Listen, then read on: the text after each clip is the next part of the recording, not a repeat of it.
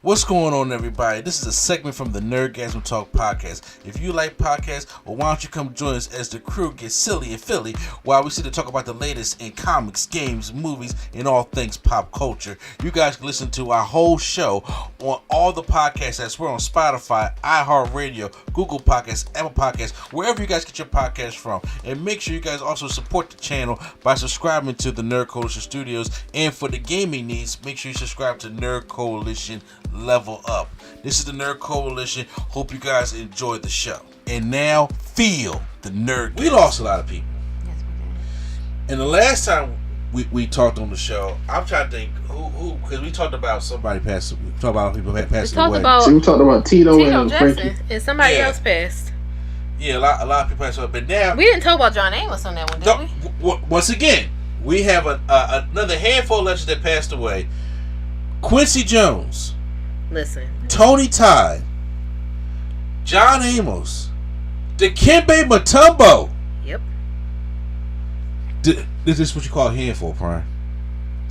Oh, what about Did we talk about James Earl Jones? We did talk about James Earl Jones. No, okay. Yeah, we did. We lost. I think they said pull up the list right now. Another handful of people. To say, my goodness. We didn't get time to breathe from the last time. Just like it is like another scoop of ice cream. It's just another handful. Jesus Christ, that's a very interesting way to describe that. Yeah. Yeah. Of others that we lost, and I was just like, I was already shocked when I got news about Dikembe Mutombo. And I mean, we lost other people too when he died. Also, not just Dikembe and that, but the big one I want to talk about is we lost Quincy Jones. Now, Quincy Jones was 91 years old. That hurt. Me personally so bad. And Quincy, his cause of death was revealed that it seemed like Quincy Jones died of pancreatic cancer. I was about to say, if it had just said natural causes, I'd have been like, okay, he was 91. Yeah. Oh, and we lost that baby from One Direction who fell off the balcony because he was high. That's right. Well, fell. I don't know. All I know is he was high and there was a balcony involved. Fell? I don't know. You're not getting me to say the other thing. I'm just saying, off record. We didn't talk about Maggie Smith. Did we talk about Maggie Smith? No, we didn't. A lot of people died. Yeah.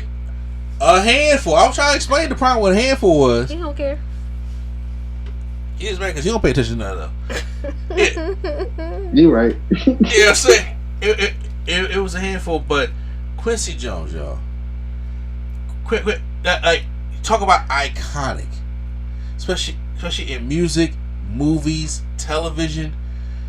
Behind some of the most iconic themes you ever heard, behind some of the iconic albums you ever heard, behind some of the iconic songs you ever heard. Quincy Jones has his stamp on all of that. I think that it's really easy now to kind of for him he's not at top of mind for, I guess, a younger audience because they don't really know his legacy. I think Quincy Jones was interested in leaving a legacy. Yes. Full circle. But because he has this been, ring, Sinatra gave this ring. He has been around active in the music space for, what was it, something like 70 something years? Decades. 70 something years.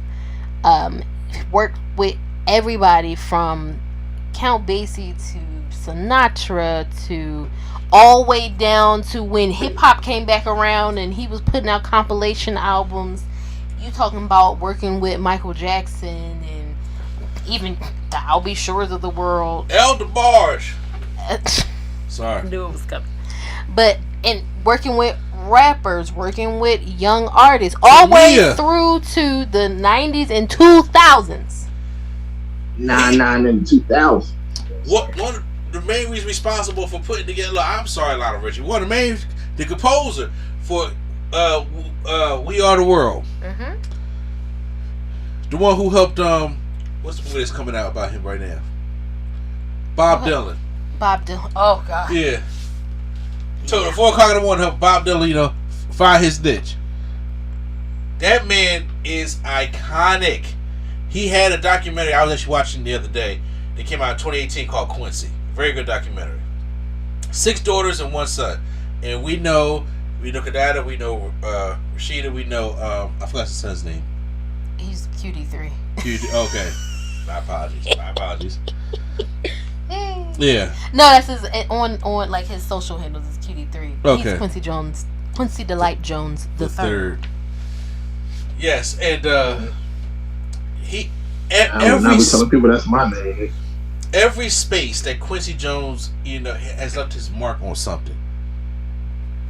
And I remember I was just like, man, that man back there with Sinatra and them. And just as us as Michael Jackson fans, what that man did for that first trilogy of Michael albums. Yep. The top 3 Michael albums that will never be topped. Thriller is still out here. Can't be topped. Off the Wall, then Bad. That's all Quincy Jones right there. He worked with so many different people. If you've ever seen oh my goodness, sorry. If you've ever seen Austin Powers, the theme to Austin Powers, that is a Quincy Jones song. The theme to Sanford and Son, that is a Quincy Jones song. Hold on, I ain't know about the theme for Austin Powers was a Quincy Jones thing. Soul Bossa Nova. How you? Oh my God! What? He's in the movie. Sorry, I'm so sorry. I'm a Austin, like, I was an Austin Powers watcher. I was forced to watch it at one point. What I'm saying, like, he's in the movie, like, Austin Powers goes to like a theater or something, and like Quincy Jones is conducting the band. He was like, Quincy Jones, and then Quincy Jones is conducting. He's like, yeah, baby, yeah. He's had his hands in so many different, and all kinds of different music genres. If you ever heard the song "It's My Party and I Cry If I Want to," the original by Leslie Gore, he did that. He did her other songs, the Sunshine, Lollipops, and Rainbow. That's her. That's him. He all over the place, literally. So it's like every pocket of music, he's there. Yeah. Chicken, let me tell you something. He's been a writer, a producer, a composer. Anything you can think of in that space, he did it. And did it well. Look, let me tell you something. Put a Move in My Heart by Tamia. Boy, let me tell you something. What's coming? Let me tell y'all something. We, back in high school, we used to take class trips to different colleges to get us ready for college to see, which college you want to go to. And we was going up to Millersville. Yeah, trip to Millersville. And let me tell you something. I had my CD player. Yeah, I'm showing my age here. Had a CD player with the anti-skip, had the headphones in, and I was playing Tamia, You Put a Move in My Heart, the whole 6-minute, 49-second version of that song on repeat. That is insane. I just want you to know. On repeat. Insane. Okay, and you picture, we in Philly, and we're going to Millersville. Time that. That's about an hour, 2-hour trip? 3 hours. Yeah. That's a 3-hour trip. On loop. On loop. I didn't even change the song. Secret Garden with my boy El DeBarge, Al B. Shore, James Ingram, and Barry White. One of the most iconic songs that they got. Done by him. Like you said, the different theme songs. Hell, I was just watching this morning, The Heat of the Night. That's Quincy Jones. Yeah. And also let's not forget television. The Fresh Prince. He is responsible for the resurgence of Will Smith as the Fresh Prince of Bel-Air, because if you don't know, him and Jazzy Jeff came out with their his hip hop career first, and then that kind of like petered out. He spent all his money, and he went and got him to be the Fresh Prince of Bel-Air, which sparked his career in TV and film. Yes. Because of Quincy Jones. Yep. And also, I think he did In the House. I believe it. Yeah, he did. Well, who we talking about? Quincy Jones. Sorry, I know Quincy did Fresh Prince. He did Fresh Prince. Yeah. He did In the House. Oh, he probably did do In the House. Yeah, that would make sense. He did Mad TV. Should we do Mad TV? Like the theme song of Mad TV? No. It says he. Now listen, this is Wikipedia, so Yeah. people be just throwing stuff in there. But he did Fresh Prince in 1990, In the House. He also produced first run syndications for the Jenny Jones Show and Fox's Mad TV. Wow. I didn't know that. I did not know that. Now you talk about a legacy, Mike Tyson. You got Quincy Jones has left his staple on the world. I promise you, I did not fucking know that he did Mad TV. That's a new one for me. Yeah. I know a lot about Quincy Jones, but I did not know that. When he died, it's gonna leave a hole in us, especially in music. It was really sad watching, like, because a lot of the people that I follow on Instagram, of course, I follow a lot of musicians. It was so many pictures and stories, and like the whole timeline. It's just people with pictures with Quincy Jones. I was like, where was he not? He was everywhere, even in his old age, like in that documentary. Damn, this is good. I'm sorry, but by the way, we didn't get sponsored by Poppy. But yo, what the hell? Listen, commercial. My wife drinks these Poppy sodas because it's about the new way to drink soda, right? And this cherry limeade, this thing is hitting. Yeah, because you're drinking on camera. It's gotta be. You going off. I'm sorry. Go ahead. But yeah, no. I mean, anything you could think of. He produced the soundtrack for The Wiz. I know he made the theme song for Sanford and Son, and I think Cosby, maybe Bill Cosby Show, maybe. Wait, you talking about Hilton Lucas or Cliff Huxtable? Lord Jesus. I think the one before that. Oh, you talking about from the 70s? Yeah. Well, they used to come on like I used to watch that right after the White Shadow. There has to be a. I forgot what channel. They used to have an old school channel that show all like the old 70s stuff, and the White Shadow will come on, and then the Cosby Show will come on, the Bill Cosby Show. Oh. Yeah. So, God bless his family, man. I hope his daughters, his son, I hope all his kids are holding up, because that was their rock right there. Yeah, you could tell in the Do you follow Kadada? No, I don't. You could tell in the documentary. Yeah. They clearly cared for him. That's very unfortunate. I can only imagine like what it is when you have a father that big. Yeah. It's kind of hard not to like live in his shadow. It makes you want to go back and watch The Greatest Night in Pop already. Oh God. That was hilarious for reasons. It shouldn't have been. It really shouldn't have been funny. But it was. Ain't no country boy. What's that? Swahili. Yeah. What's that music video that he in with Ludacris? And then he like a pimp. More than likely, it was probably a #1 spot because that sample of Soul Bossa Nova. Gotcha. Yeah. It had to be that one. Yeah. So he was right. The Bill Cosby Show. Yeah. Television. These are things that he produced. Roots, Sanford and Son. Man. The composer for that. In the House. Executive that producer. Small period of things that's what it was. What? Vibe. Magazine. No, Vibe the show. Oh, Vibe the show. Okay. And then In the House. Uh-huh. Yeah. It's like a talk show kind of. Oh, it's called Quincy Jones. What, you talking about the documentary I'm talking about? Wait. No, never mind. What, are you on delay? No. I was looking at the song. I was looking at the song for Quincy Jones and Ludacris, and it literally just says Quincy Jones featuring Ludacris, which I don't think that's right. I mean, it can be. It's called Soul Bossa Nostra. Say it for me, ladies. Soul Bossa Nova? No. It says Soul Bossa Nostra. Quincy Jones featuring Ludacris is what it says. Oh, maybe that's a reimagining. I mean, because the song itself is called Soul Bossa Nova. Yeah, I don't know what I know that, but I'm like, this video is literally Quincy Jones and Ludacris look like they in the club, and like Luda and Quincy are like pimps or something in this club. Y'all, I'm gonna send it to you. I'm about to send it. I believe you. I'm just like, what? Not only did we lose Quincy Jones, like I said, we lost Tony Todd. That was so, I hate to say it was so random, but it was like Quincy Jones happened, and then we all like, oh my god, Quincy Jones died, and then immediately after it was like, oh y'all, Tony Todd died. I was like, Candyman? Y'all took out Candyman. The first, oh hey, I said it 2 times. Oh, I see this. It's an album from 2010.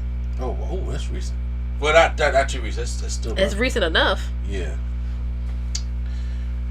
They Tony Todd in the first was it the first or one of the black horror film icons that we got, because you know we've had Jason, we've had Freddy, we've had Michael Myers, we've had all the iconic things. We even had Leprechaun, and of course we got the black people was Leprechaun in the hood. In the hood, that was a hot ass mess. God, that was mess. Fucking. But then we got Candyman. And I like the first one. I ain't care for all the sequels that came after that one. Yeah, I was like, we don't need all of this. Honestly, even the remake, I was like, as much as I like Yaya Mateen, I just didn't care. I'm so sorry. But also Tony Todd, he also played the Grim Reaper in Final Destination, and he was also the voice of Venom in the new Spider-Man game for Spider-Man 2, because he did a lot of voice work also. Yes, and he was Venom. And I'm like, damn. I didn't even realize because that. I was hoping that we was going to get Tony Todd to play Venom in the rumored Venom game that they were trying to develop. Well, I mean, they could always piece it together like they do whatever. That's what AI is for, ain't it? Well, I don't know. Well, if you have enough of a person's voice, you can generate it and do it, or you can also piece together what you already have. But you know, that's up to his estate whether or not they want to. Yeah, whether they want to do that. But he was only 69 years old, young. Nice. I feel like okay. Okay, you know, it's like in the grand scheme of things, it's not that old, but 69 is up there. Yeah, fair enough. Yeah, he's almost 70. So yeah, it's just a man. It just came out of left field, and then we also lost Mutombo. Yeah, now that one was like, whoa, because I think he had cancer, right? Brain cancer. That's crazy. And he died like 58. Yeah. He was the youngest one. So yeah, it hurt. Now, and once again, one of the greatest players ever played the game, by the way. One of the best shot blockers ever played the game. You know, wave that finger. For every look. Not a lot of people can say this, but for every highlight, because even Vince Carter and Kobe said this, for every highlight that some of the greats from Jordan to Vince Carter to Kobe that's dunking on Mutombo, there's a highlight of him blocking their dunk. I mean, because somebody like him, he wasn't afraid though. He wasn't afraid at all. Him, Olajuwon, Alonzo. They'll just keep coming, but there is like he blocked Mutombo. I mean, Mutombo blocked Kobe's. He blocked Vince. He blocked George. Like he has these. He has odds with him getting dunked on, but once again, you know, Vince Carter said it was a feat when they got the dunk on Mount Mutombo. So I was like, they know the respect is there, and I still think that Mutombo, in my personal opinion, should have been part of the 100 greatest players, but. I think when they do the list in the next 25 years and do 100 greatest players, I do think he should be on there. But you know, when he was doing the 75, I was like, man, I kind of wish that he would have been on there. But that's the concept for another day. But yeah, I just want to acknowledge that we have lost some heavy hitters. Yeah, it's a lot of And did we talk about John Amos last time? No, we didn't talk about John Amos because there was so much shit going on with John. We need to talk about the delay in the death notification for John Amos. That's crazy. Well, I'm hoping Prime will fill me in because Prime was following that joint like the play. He was just like, hold on, We got to do updates on John Amos today. I was just like, no. The thing is, I was being called, not called. Okay, I forget if it was Q or if it was Quattro. They was like, "Oh, dang, you ain't gonna let the family breathe first." The grieve. I'm like, it's just kind of weird, you know. Damn well that was Q flow. Kind of weird. Oh, I ain't know which one it was. Quattro said his piece and keep it moving. He was like, "Oh, you don't think the family should grieve first? You know, they got time to grieve." I'm like, I think that the way his family was is like, no, like. but Prime was sending us documents. He was like, "Look, he go do his update." Like, wait a minute, was that really not his daughter that was in the hospital and said pull the plug? Like, what the hell's going on? Yeah, it was a lot. Because before he died, it was a whole ordeal between his son and his daughter of elder abuse and all that kind of stuff. I was following because I had their numbers. So I was calling like, what is happening when that happened? So when this happened, I was like, bruh, first of all, he died. Cool. Well, not cool, but I was like, okay. But then he died a whole not cool, but I'm saying like I was just like, okay, he died. But then again, he died like almost a month ago. It's crazy. And we just not finding out.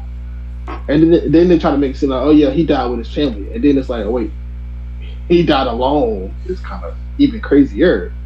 And then it's even crazier that the son had him cremated so that nobody can figure out what happened. It's even crazier. And he ain't tell nobody. Like, you just got this man on your nightstand and ain't saying nothing. It's the way he said it. I'm trying to keep a straight face. He's also, hey, this man's on his nightstand talking. Oh shit, you know my daddy dead. You know what? I should probably tell everybody, huh? But okay. I almost said A&E. Yeah. The fact that that's how he acted when he posted online, he was posted like, "Oh, what's up, people?"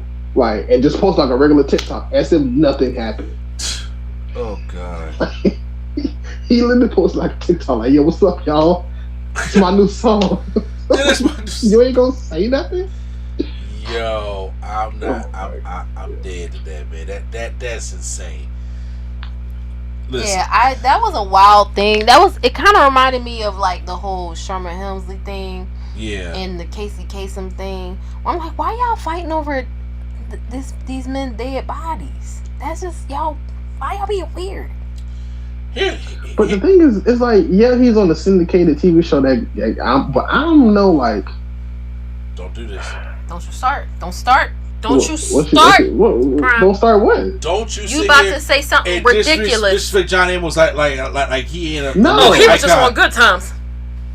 No. I was just gonna say the reason why you would do that is for the money. But I'm saying like, is the money that like I don't want to say he got dough rolling in or nothing, but I'm saying like, is it that to not even tell your family that you like the man dead for like what? I think that was more so. That was just beef. They was just mad at each other. I can't imagine being so mad that I'm not gonna tell my sister that our daddy is dead though. Exactly. I'm not gonna say nothing. Yeah, that is. And not only did I not say that they didn't give him no funeral, they didn't even say goodbye. It's just, oh, he ashes now. Dang. Yes. It's like, why did we find out in like October? He was dead since August. Yeah. See, and that's another thing, because it overshadows the great legacy that John Amos had. Because nobody was talking about James Evans from Good Times or talking about his different other movie roles that he had, especially from Let's Do It Again, which is another exploitation movie that I like. And then Let's Do It Again, Coming to America. Sweetbacks, badass. Die Harder. Sorry. What happened? He said Die Harder. The Players Club. I always forget that he was in the Players Club. Such a random ass role for him. And he had My Baby's Daddy. He was a lot of stuff. I do remember My Baby's Daddy. Roots. Yeah. It's like what black person that was probably at the time wasn't in Roots? Hell, they was really just rounding up black folks. Hell, even O.J. Simpson was in Roots. Okay, like the man who don't even want to be black was in Roots. Black. He was just like, well, I'm here. Might as well. Was in Roots. So I'm like, so they had every famous black person from the 70s or who became famous in Roots. I'm like, everybody was in there. But excuse me. It's very sad. Rest in peace to all the ones that we have lost. Yeah. I will say one thing about John Amos though. Yeah. Like I don't like. I'm gonna say his transformation is crazy though. That's all I'm gonna say about that. His transformation. Yeah. I don't think I follow. Oh, you want to explain? My bad. Okay, well, I'm just saying, James Evans is a little, not a skinny guy, but not a bulky guy, just a regular looking guy with a messed up haircut. Yeah. And then, I don't know what it is, when he went bald headed and bulked up, he looked like a totally different dude. Oh, well, yeah, he did look, I mean, I guess it was, he looked a lot different when he was Lisa's dad. It's like, Fresh Prince. Exactly. Yeah, but it's like, he looked like he'll knock you. Like James Evans, he'll knock you out by fighting you. Lisa's dad look like he'll knock you out with one punch. You know? Yeah. Wait, so especially when he was in the house, I was like, oh yeah. I forgot about that. Yes, he was in. I forgot about that. Oh man. But shout out to all our legends and icon, the celebrities that we have lost.